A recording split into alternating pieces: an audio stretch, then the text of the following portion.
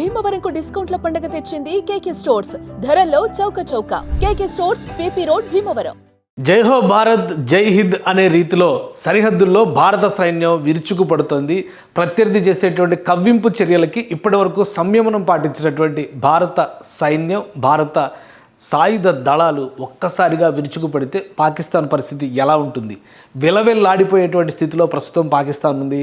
పాకిస్తాన్లో కీలకమైనటువంటి 12 నగరాలపై రాత్రి 8 గంటల నుంచి మొదలైనటువంటి ఎయిర్ స్ట్రైక్స్ విపరీతంగా ఉక్కిరి బిక్కిరి చేస్తున్నటువంటి పరిస్థితి ఎదురవుతుంది. ముఖ్యంగా 2 అంశాలను ఇక్కడ దృష్టిలో పెట్టుకోవాలి. మొదటి నుంచి కూడా యుద్ధానికి సంబంధించినటువంటి కవ్వింపు చర్యల్ని పాకిస్తాన్ ఆర్మీ చేస్తూ వచ్చింది. ఎప్పుడైతే ఆపరేషన్ సింధూర్ భారత్ సక్సెస్ఫుల్గా నిర్వహించిందో ఆ తర్వాత నుంచి జమ్మూ కాశ్మీర్ సరిహద్దుల్లో తుపాకీల గోల అలా వినిపిస్తూనే ఉంది. మరోవైపు నుంచి లాహోర్ సరిహద్దు ప్రాంతం, అటు పంజాబ్ పరిసర ప్రాంతాల నుంచి కూడా వరుస పెట్టి దాడులు చేసేటువంటి కుయుక్తులను పన్నింది పాకిస్తాన్. ఆ తర్వాత రాత్రి సమయానికి పరిస్థితులు మొత్తం కూడా మారిపోయాయి. రాత్రి 7 గంటల నుంచి 8 గంటల సమయంలో ముఖ్యంగా ధర్మశాలలో ఉన్నటువంటి ఐపీఎల్ క్రికెట్ మ్యాచ్ను లక్ష్యంగా చేసుకునేటువంటి క్రమంలో జమ్మూ కాశ్మీర్లో భారీ ఎత్తున దాడులకి పాకిస్తాన్ పాల్పడింది. ఈ క్రమంలోనే భారత్ దాన్ని తిప్పికొట్టేటువంటి వ్యూహాన్ని అనుసరించింది.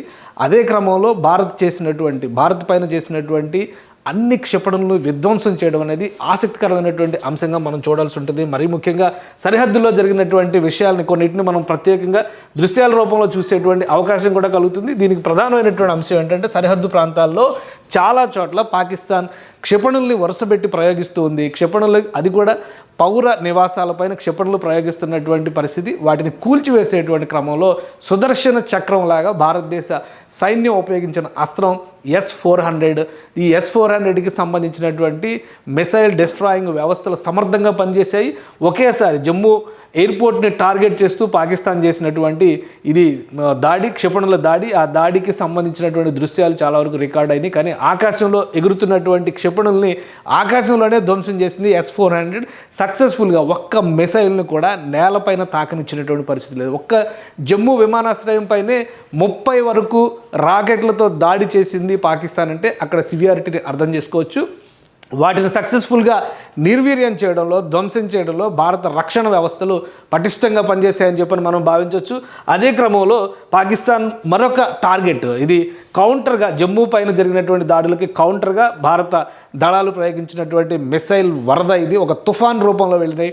ఒకటి కాదు ఒక్కొక్క నగరాన్ని టార్గెట్ చేస్తున్నటువంటి ప్రయోగాలుగా వీటిని మనం చూడాల్సి ఉంటుంది. ముఖ్యంగా ఇండియాకి సంబంధించి ఎక్కడ కవ్వింపు చర్యలు జరిగినప్పుడు కూడా ఇది జైసల్మీర్ ప్రాంతంలో జరిగినటువంటి దాడి ఒకటి కాదు, వరుసగా దాదాపుగా 2500 కిలోమీటర్ల మేర పాకిస్తాన్తో ఇండియాకి బార్డర్ ఉంది. ఒకసారి దాన్ని కూడా అనలైజ్ చేసేటువంటి ప్రయత్నం చేద్దాం. ఇండియాకి ఉన్నటువంటి బార్డర్ని ఉపయోగించుకునే పాకిస్తాన్ విరుచుకుపడేటువంటి ఒక వ్యూహాన్ని రచించింది. ఆ క్రమంలోనే భారతదేశానికి సంబంధించినటువంటి సరిహద్దులో ఇక్కడ చూస్తే కనుక మనం క్లియర్ పిక్చర్లో చూస్తే ఇది గుజరాత్ నుంచి మొదలయ్యేటువంటి ప్రదేశాలు. గుజరాత్ నుంచి మొదలైతే కనుక ఇక్కడ జమ్మూ కాశ్మీర్ వరకు ఉన్నటువంటి సరిహద్దులు మొత్తం కూడా. అయితే ఇక్కడ ఆక్రమిత కాశ్మీర్లో ఉన్నటువంటి ఆజాద్ కాశ్మీర్ పరిసర ప్రాంతాల నుంచి చూసినా కానీ ఈ కింద పంజాబ్ దగ్గర నుంచి రాజస్థాన్ నుంచి గుజరాత్ వరకు చూస్తే కూడా దాదాపు 2100 కిలోమీటర్ల సరిహద్దు రేఖ భారతదేశానికి ఉంది. ఒక్క కాశ్మీర్ పైనే కాకుండా వరుస పెట్టి గుళ్ళ వర్షం క్షిపణుల్ని పంపించేటువంటి ప్రయోగం పాకిస్తాన్ నుంచి ఈ పంజాబ్ పైన కూడా ఎక్కువ ఫోకస్ చేసింది. ఈరోజు సాయంత్రం తర్వాత భారత ఆర్మీ రిటాలియేషన్ ఇవ్వడానికి అదే ప్రధానమైనటువంటి కారణంగా చెప్తుంది. ఎందుకంటే ఎమర్జెన్సీ మీటింగ్ జరిగినటువంటి సందర్భంలో ప్రధాని నరేంద్ర మోడీ కూడా ఈ అంశాలన్నింటినీ వివరించారు. ఈ వివరించిన అంశాలకి ఇది సరిహద్దు ప్రాంతాలకు సంబంధించినటువంటి ముఖ చిత్రం మ్యాప్కి ఒకసారి మనం పరిశీలించి చూస్తే కనుక జైసల్మీర్ లాంటి జనసమ్మర్దం ఉన్నటువంటి ప్రదేశాలు, ముఖ్యంగా రాజస్థాన్లో కీలకమైనటువంటి నగరం ఇది. ఈ పరిసర ప్రాంతాల్లో భటిండా, ఈ ప్రదేశాలన్నింటిపైన కూడా అటాక్ చేసింది. పంజాబ్ ప్రాంతంలో ముఖ్యంగా అమృత్సర్ ఉన్నటువంటి సిక్కులకి పవిత్రమైనటువంటి అమృత్సర్ స్వర్ణ దేవాలయం గురించి మనకు తెలుసు. స్వర్ణ దేవాలయాన్ని కూడా టార్గెట్ చేయడం, వరుస పెట్టి మిసైల్స్ని ప్రయోగించేటువంటి ప్రయత్నం పాకిస్తాన్ ఆర్మీ చేసింది. ఈ నేపథ్యంలోనే భారత్ కౌంటర్ అటాక్ మొదలుపెట్టింది. 1 కాదు 2 కాదు వరుస పెట్టి క్షిపణుల వర్షం కురిపించింది.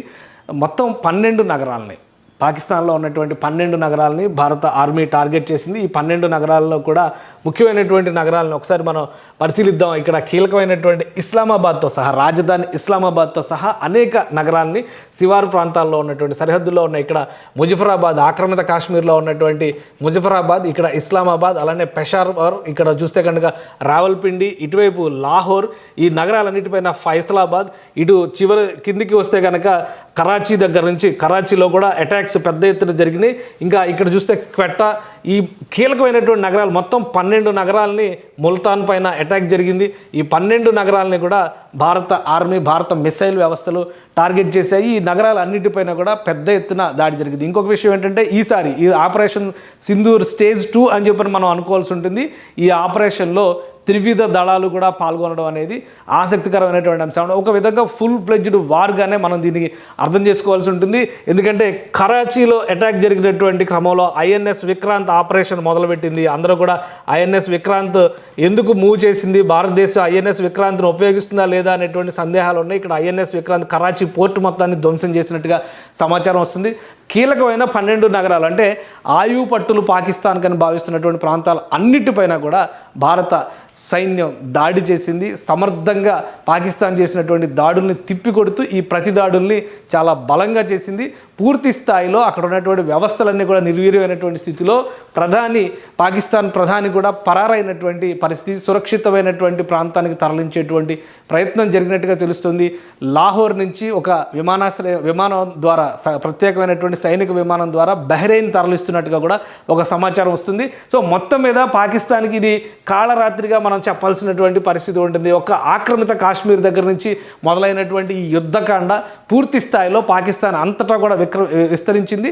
మరొక ముఖ్యమైనటువంటి అంశం ఏంటంటే ఒకవైపు నుంచి భారత ఆర్మీ విరుచుకుపడుతుంటే స్థానికంగా బలూచిస్తాన్ నుంచి కూడా పెద్ద ఎత్తున స్థానిక నగరాల్లో పెద్ద ఎత్తున ప్రతిఘటన జరుగుతున్నట్టుగా సమాచారం వస్తుంది. ఒకవేళ ఇదే నిజమైతే కనుక తెల్లారేపాటికి పాకిస్తాన్ రూపురేఖలో మొత్తం మారిపోయేటువంటి అవకాశం ఉంటుంది. పాకిస్తాన్లో ఉన్నటువంటి నిరంకుశ ప్రజాస్వామ్యం పేరుతో ఉన్నటువంటి నిరంకుశ ప్రభుత్వాన్ని కూలదోయడం, అలానే ఉగ్రవాదులకి స్వర్గధామంగా మారినటువంటి ప్రాంతాలను ఎండగట్టేటువంటి పరిస్థితి వస్తుంది. వ్యూహాత్మకంగా భారత ప్రధానమంత్రి అలానే భద్రతా సలహాదారు అజిత్ దోవల్ కీలక భేటీ నిర్వహించారు.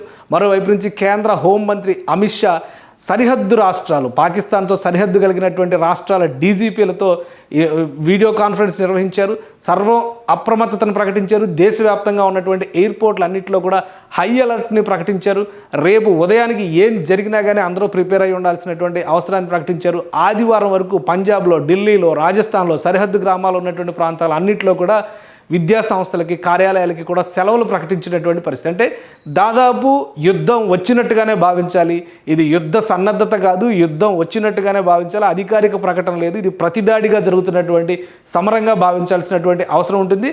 మరొక ముఖ్యమైనటువంటి అంశం ఏంటంటే ఈ ప్రాంతాలపైన దాడులు జరుగుతున్నటువంటి విధానం, అక్కడ ఉపయోగిస్తున్నటువంటి ఆయుధ సామాగ్రి కూడా నేరుగా లక్ష్యాన్ని ఛేదించే విధంగా భారత సైన్యం ప్రణాళికలను సిద్ధం చేసింది. మొత్తం కూడా టెక్నాలజికల్ వార్ఫేర్ మాత్రమే నడుస్తుంది.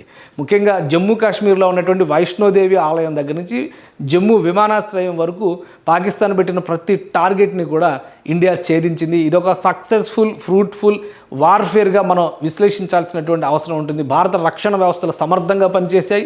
ప్రతిదాడి చేయడంలో అంతకంటే సమర్థంగా వ్యవహరించగలిగాయి. శత్రువు బెబ్బోలెత్తి పలాయనం చిత్తగించే విధంగా ఈ ప్రణాళికలన్నీ కూడా అమలు చేసినట్టుగా కనిపిస్తుంది.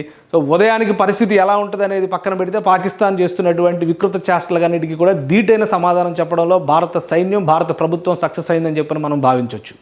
సుమన్ టీవీలో మీ పర్సనల్ అండ్ బిజినెస్ ప్రమోషన్స్ కోసం కింది నెంబర్కి కాంటాక్ట్ చేయండి.